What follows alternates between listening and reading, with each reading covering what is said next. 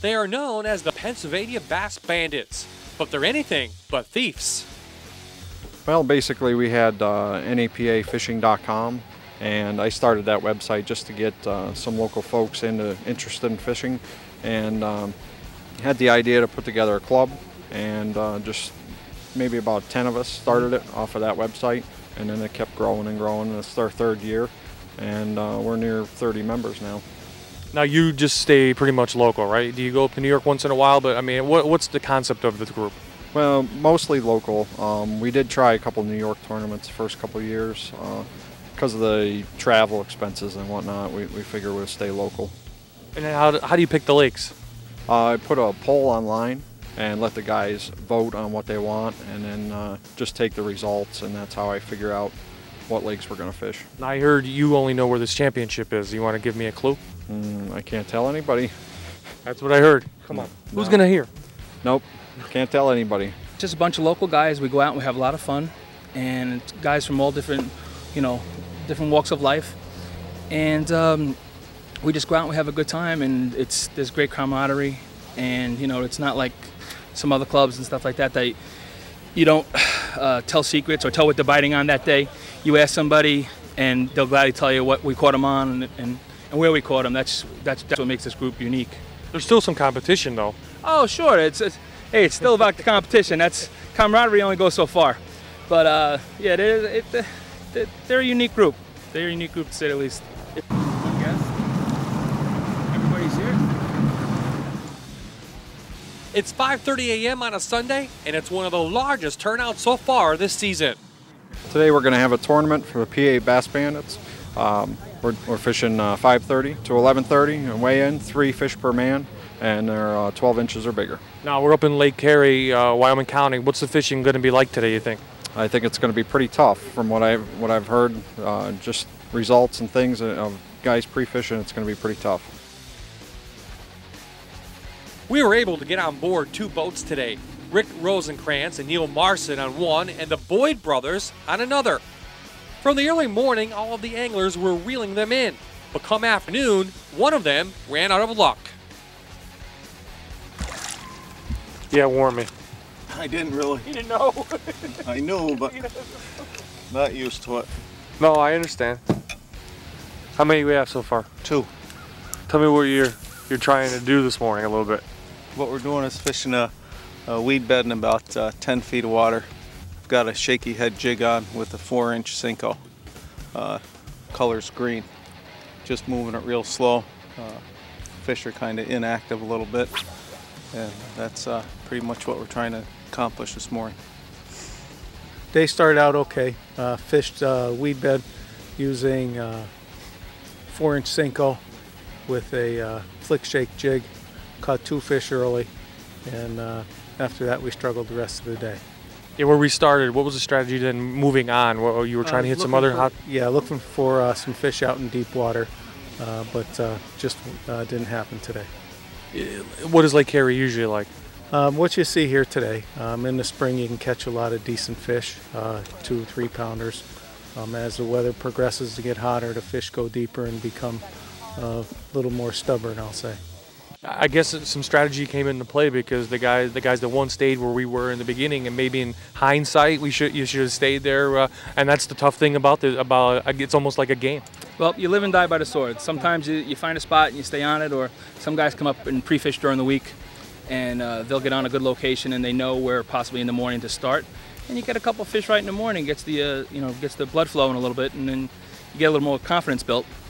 And just try it. But sometimes you got to run and gun, as we know. You're in a unique position because most of the time it's not your boat. You're in the second seat, so you don't control it. So how do you work strategy your fishing? Well, that is a little bit different as being we call them non-boaters.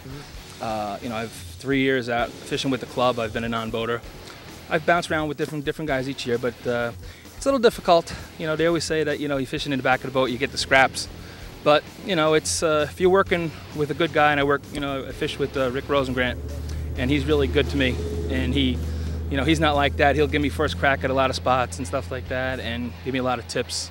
But all in all, it's a little different. You have a couple rods with you, and you bring your bass bag with you. So it's a little bit of a different concept and a different thought process. Let me see it. Hold it up. Yeah. Not too bad. Kind of. Typical Lake carries. Largemouth right there. Talk to me a little bit about, like, you know, the reel you used or something like that. Used a Daiwa, Team Daiwa, TD Pro, and a Kistler rod, carbon steel, Bass Pro line, flick shake.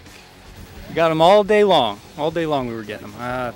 Right from the start, pretty much. I'd say we were there maybe 20 minutes or so before we got our first fish, and then it was pretty fast and furious for, I don't know, maybe half an hour.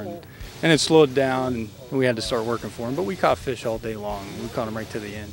I noticed, unlike the boat I was in when we moved, did you stay in the same spot pretty much the whole day? All day. Until you seen us move, we were there. And why is that today on a place like Lake Carey? Is that just your style, your strategy? Usually in these small lakes, I like to sit on a spot that's like that one. It's a small hump with some rock on the top. Usually there's some weeds, and there was a little bit of weeds there today, but I think there's something going on with the lake. All the weeds are gone. Don't know why. There was a little bit of weeds on there, and they were definitely holding to the weeds. If you could find a little bit of weeds with rock, they were there, you know. And we just worked that thing work our baits really slow. We caught them mostly on a flick shake. Yeah, it's called, with a little Senko on it, wacky style. So your patience really paid off. Yeah, it's long out there. Oh yeah, yeah. That same spot is where the guy that won caught his fish too. I mean, obviously they're there, you know. Total weight, right? Yep. Come on, come on.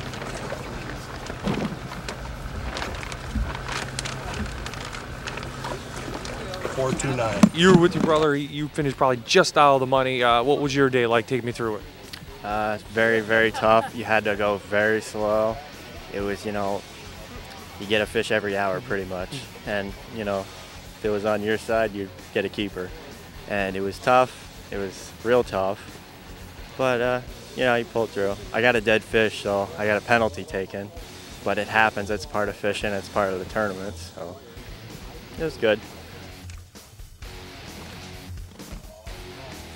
The big winner today actually found the lunker and the overall title in the same spot as the others. $295. We started off this morning in the back on a drop-off, and on top of the drop-off there's some grass. We caught a lot of small ones early. Then I left, I fished the lily pads, I came back, and that's when I got the big one. I got them all on rubber worms, black rubber worms. But it was sort of slow in the morning, and then it started. We got into a school of them, we caught a bunch, then it's dropped off again. Then it came back and I got the big one. That's right, you're the one that took lunker and top spot, so that's going to feel pretty good going home today. Yeah, it's a good day. I struggled the last couple tournaments, so it was good to get a win. The Bass Bandits next hit Long Pond Lake, August 22nd.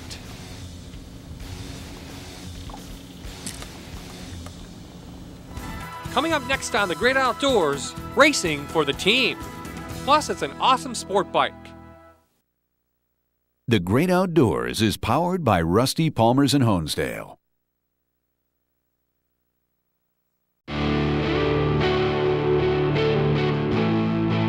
On the road of life, there are many paths. The secret is not being afraid to pave your own.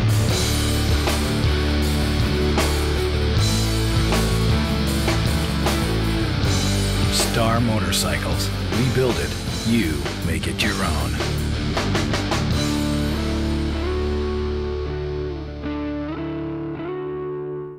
Experience exciting hunting and fishing worldwide and right here in Northeast Pennsylvania with your host, Bill Probola. Every Sunday morning, he'll take you on a new adventure, educate you with practical medical information you can use in the field, and show you breathtaking video of hard-to-find wildlife. Hunt with the Hunt Doctor, Sunday at 8 on Fox 56.